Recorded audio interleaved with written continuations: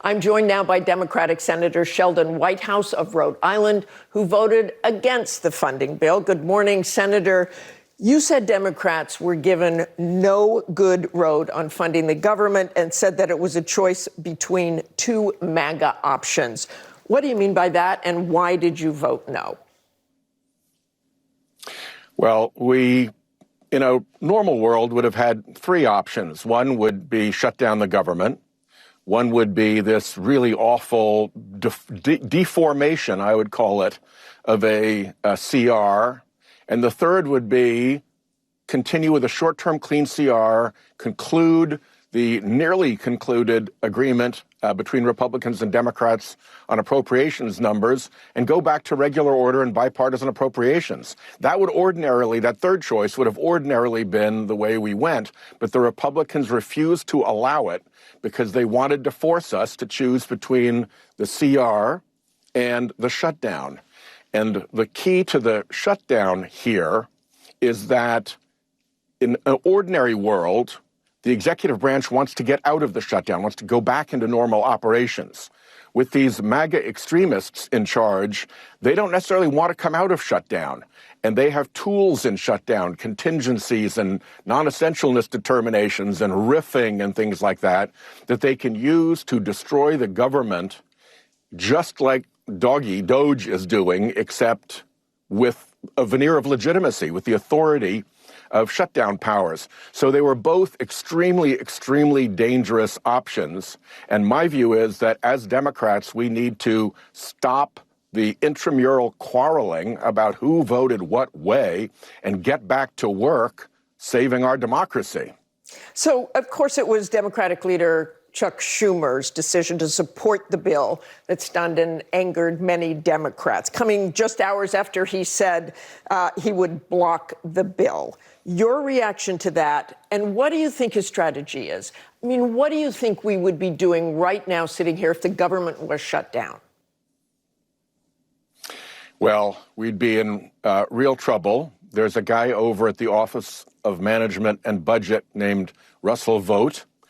He's got a little sidekick over there named Mark Paoletta, who is one of the people in The Portrait with Harlan Crow and Leonard Leo and Clarence Thomas. He's part of that court fixer operation.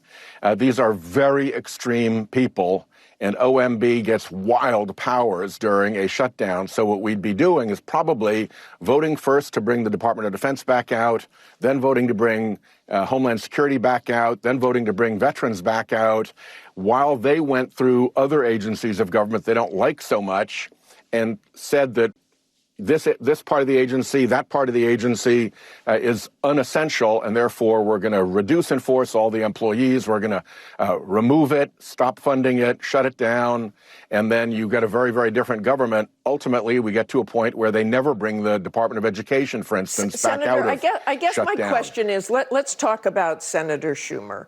He did not want the government shut down because he felt that would not be good for Democrats either. So what is your reaction to what he did, and how would Democrats deal with that now? I think that he and the other 9 colleagues of mine who made that decision made a very conscientious and principled decision after a lot of reflection. I'm not going to throw any of them under the bus for the choice that they made. When you understand how dangerous a shutdown is, it's even more sort of understandable why they would feel that way. And so I think what we need to do is stop the intramural fighting and bleeding as quickly as we can. We are in a fight for our democracy right now, and if we're having a fight in our dugout, we're not out on the field and the other team is scoring runs. So everybody needs to have their say. Everybody needs to, respond to their own passions and emotions. But as soon as we can, we've got to get back on the field and fight Trump and Musk and MAGA.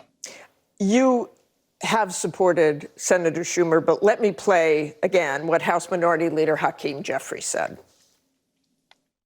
Has Senator Schumer, in your mind, acquiesced to Trump?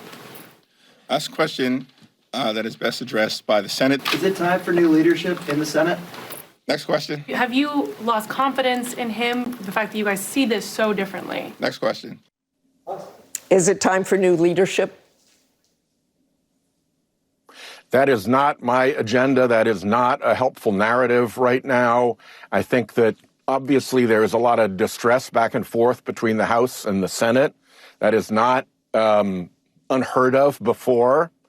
And one can read Leader Jeffries' answers as basically, look, move on. I'm not going to dwell on internal infighting among Democrats, and not necessarily like I'm throwing Schumer under the bus. They've known each other a long time. They're experienced politicians. We need to pull this back together and get back to work. Okay, thanks so very much for joining us this morning, Senator. We appreciate it.